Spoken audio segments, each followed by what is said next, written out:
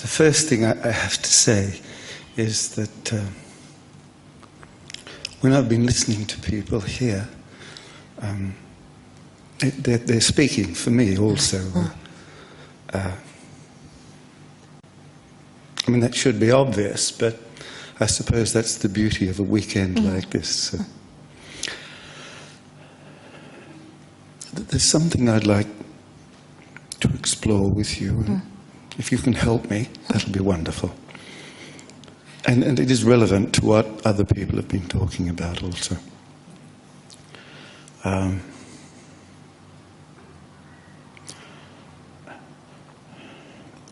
want to recapitulate a little bit, and I'll be very brief, about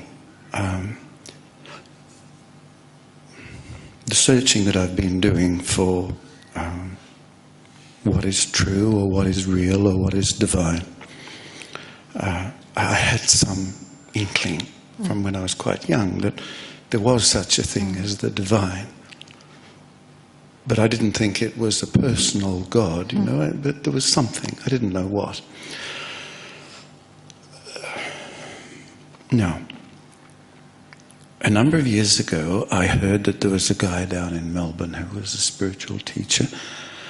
And so I went down to visit him. And one of the things that he said was, Warwick, you've got to know who you are. Okay, so I came back here to Sydney, and I got out a notebook and I wrote down in whatever way I could, whatever I thought I was.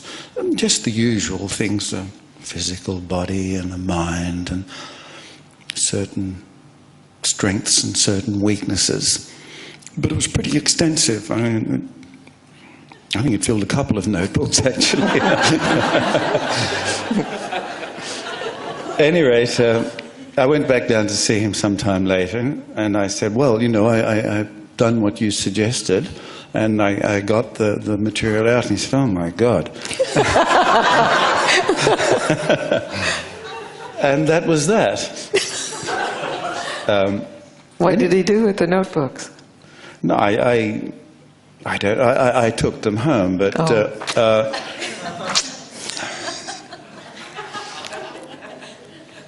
Gangaji, although he was putting himself forward as a teacher, and although he may know something, he's taken that one little thing that he knows and he's run with it, you know? I don't think he's really a teacher at all. But you try it, you know. Somebody says they're a teacher, okay. I know that I'm not. I know that I don't know. Somebody says they do know. Let's try it and let's see what happens. Anyway, there was another guy. I was talking to him, and he said to me, who do you think you are? Not in a nasty sense, you know. Who do you think you are?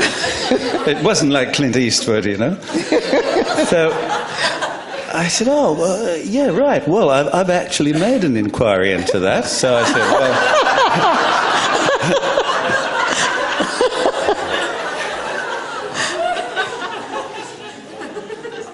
So I said, well, I'm, you know, this physical being, and I'm this mental being, and this emotional being, and he said, oh, hang on. Have you included in that list that which sees all those things? And of course I hadn't. But then lots of things fell into place. And I could see that what I'd focused on were things that change and move. They're all events in time. But that which sees them all doesn't move and doesn't change. And in fact doesn't exist in time at all. It's eternal.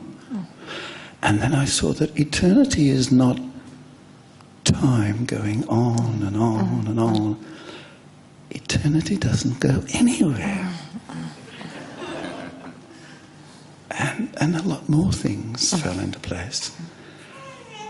And I devised these two terms, I as consciousness and I as a person.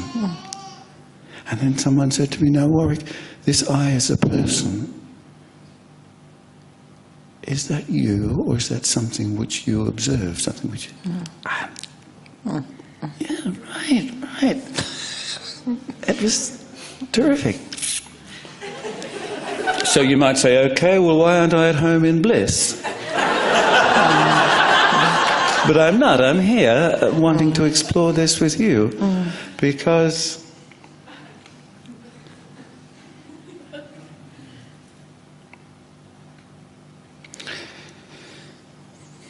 is it something which is my firm foundation, or is it something which arrived out of the blue and kind of took me over or took me out of myself, but is not my kind of ever-present reality? Well, it's not my ever-present reality, no. Is it not ever-present? Theoretically, I have to say yes, of course. No, not theoretically, experientially. No. Then what are you calling reality? Because I say, experientially, it is always present, but not as you are naming it your reality. So even if you're calling it consciousness, and that consciousness is a thing, that's not consciousness or awareness, and that awareness is a state. That's not the awareness that is being spoken of and that you realized.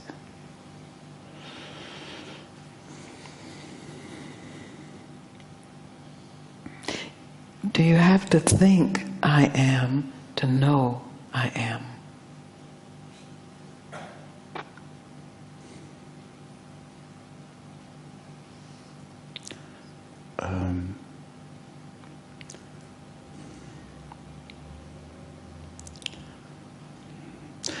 It's a difficult question. You know, when I was 14, my parents belonged to a very strict, narrow religion, and it was necessary that you believed in it or you were going to suffer awfully. And I went out into the world and I met all these people who seemed to be just as nice people as my parents, and more so, and they didn't believe what my parents did. And I remember going through this turmoil thinking, what can I know for sure? And the answer that came to me was, I know that I am. That's right. I was 14 at the time. This is, yeah. I can be absolutely, I mean, you can't deny that you are. Even if you're denying it, it's coming from being yes. it. And yes. even if all of this is an enormous hallucination. Yes, that's right. Still, somebody has to be having this hallucination. That's right. Yes. That's right. And if this body is an hallucination, that's right. Something is having that's this right. an hallucination. Without thinking, I am. You always know I am. Yes. That's yes. right. Yes. Yes. Without saying I am this body or I am consciousness. Without saying either one of those, without having to choose. Yes. Yes. I am. Yes. Forget consciousness, forget the body. I am yes. still is here. So you said a wonderful thing the other night. You said you can't try to be still. Oh, that was great. Then it's obvious you can't, because trying is not that's being right. still, you know, that's it's self-defeating. It's like saying, I am not. That's right, yes, exactly. Yes, it's a contradiction in that's right. terms or something, yes. But you can recognize what is always still, and you already have recognized that. Yes. And that changes everything. Unless you start making that another thing. Do you think I might have done that? A touch. But that's understandable, isn't it? Yes, it's natural. Yes. That's a function of the mind. Yes, yes. It gets astounding information. Yes. And then makes it its own. So that's nothing wrong with that, but you still have the capacity to see through that and see what's untouched by that. Just like you saw what was untouched by your notebooks full of self-definition. Yes.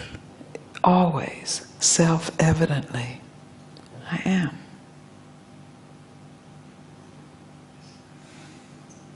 Asleep with no body sensation. Yes, I see it. Obviously, I am. I see, yeah. And the person goes through all kinds of changes and whatever. Yeah. I suppose that's okay too. I was adopting an anti-person attitude. Right. Yes. That's often a spiritual adoption. Yes. As if it's the person that is in error. Yes. But does I amness or beingness, which is really I am, is conscious beingness, exclude anything from its awareness, person, non-person? Well, I've been wrestling with that because I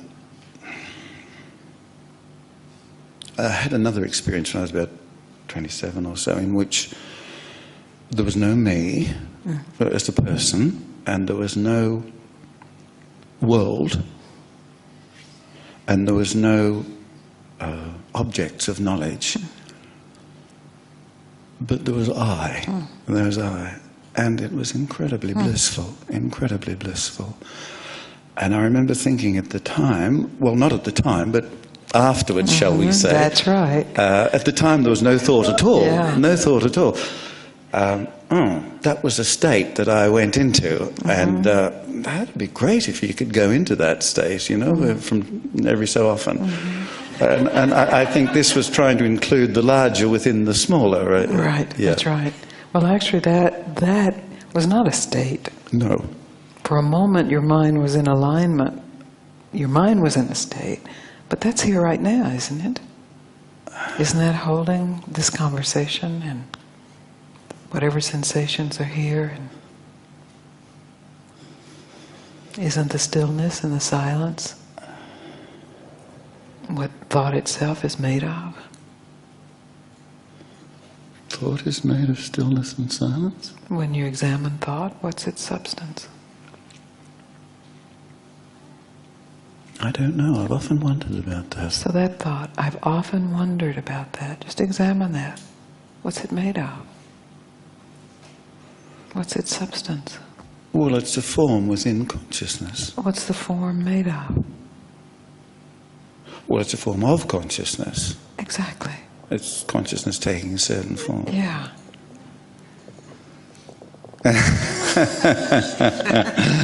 Yes. Yes. So, yes, wanting to. So when the guy said to me, "Well, now, are you all those things, or are you that which sees those things?"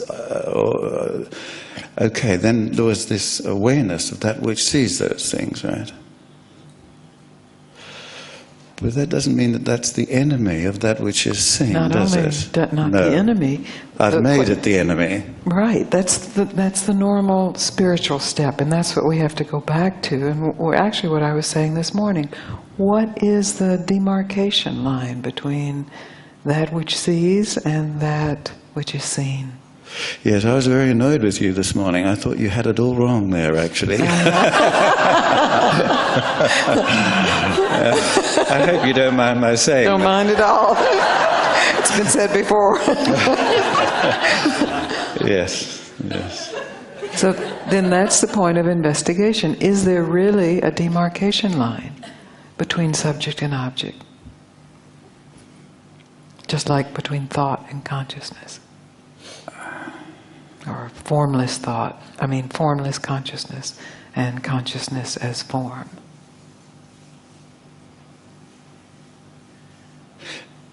So the question that you asked me, would you ask it again, yes. please? What is the separation between you as person and you as consciousness? Is there a real separation?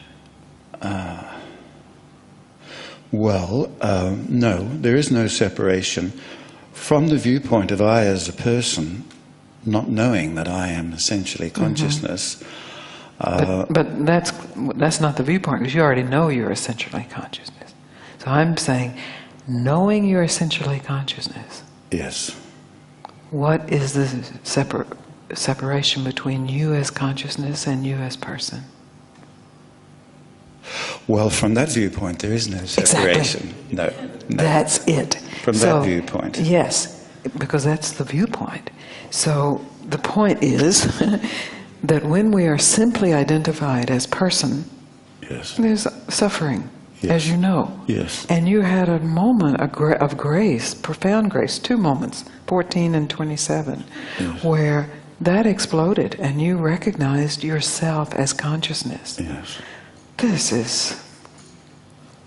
is what we all bow to. It's not the end, though. No. And that's what you're talking about Yes. now, because Yes. normally what happens then, there's an exclusion of the person. Yes. As if it were some hindrance Yes. to consciousness. Yes. And that's what my purpose in your life is at this particular point. Yes, and you did it very well. Thank you very much. Yes. Yes. Yes. I mean, you did. You could see, couldn't you? Yes. That you could. I mean, the wheels in my mind are pretty big. You could see them churning over. Yeah, Yes. Exactly. Oh, thank you. Oh, it's so beautiful. Thank you. So true, so beautiful. Thank you. Can I say one more thing? Please. Well, you spoke about understanding or realization happening, and then life tests it, as it were. And you said another thing. You said you do know, but then circumstances arise, and you feel dreadful pain, and you can't, as it were, retreat to your remembered knowledge. You have to, as it were, put that aside. That's and right. just surrender to what is happening. So that you can discover freshly, in this way, Yes. what is still true. Otherwise we cling to remembered knowledge. Yes. And it's beautiful, it's what churches are about, but Yes. it's not ultimately satisfying. Yes. So when it can be discovered in hell, or Yes. in the worst of circumstances, or in death, Yes. then you Yes. are free of any need for circumstances to be anything. See, when this thing came, and lots of things were just suddenly falling into place. Well, one of the things was that this which sees everything, that's the easiest way to put it, but is not always seeing everything. It sometimes is just aware of itself, and this is That's right. Yes, all of it, yes. yeah. But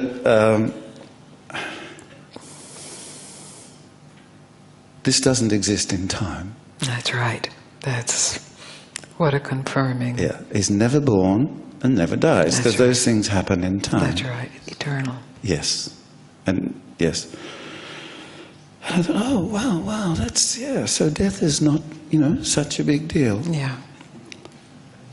Finally. But it is a big deal. It is a big deal. Yes. Right. Because you as person is consciousness experiencing itself as person. And it loves itself as person and as Consciousness consciousness. experience itself as person. That's incarnation, right? So is that? I forget who the guy's name was. He said, "The world is not real. Brahman alone is real. The world is Brahman." That's it. That's it. So the world is Brahman experiencing herself as world. the world. As unreal. Yes. Yes. But the world by itself That's right. is unreal. That's right. Brahman can exist by itself. Yes. Yes. The world needs Brahman for existence. Yes. Yes. So then actually the world becomes But the proof way of you Brahman. put it, which was much better than Shankaracharya. Don't let them know. Well, anyway, Lineage holders. was the person, I as the person, is pure consciousness experiencing itself as a person. Yes. Yes.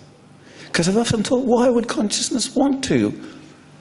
Jolly good game, isn't it? Yes. Yes. Yes. A rough one, but a Yes. good one. Yes.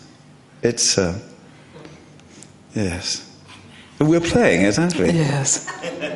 And being played. Or being played, or whatever, yes. Yeah, yes. all of it, you know. Yes. We try to find a way that it is, but it's all of it. The player, the being played, the winner, the loser. Yes.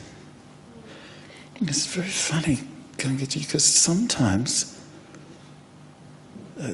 seeing will happen. You know, you'll say something, and then I'll ruminate on it, and it'll be lost. Yeah. But ruminating is not bad, is it? We're free to ruminate. It's just that we can never really catch the truth, because it's free of capture. It can't be defined then. Yeah. No. And yet we try to define because we communicate. Yes. You're so maybe beautiful. I better quit while I'm still ahead, eh? You're ahead. So beautiful. Yeah. Such a lucky life. To know oneself as consciousness. Say that again. Such a lucky life. To know oneself as consciousness. Yes. Yes. Thank you. Thank I love you. speaking with you. I won't perform a namaste gesture because I've only got one arm that works, you see. We could do it together. Oh, we could do it together. Lovely.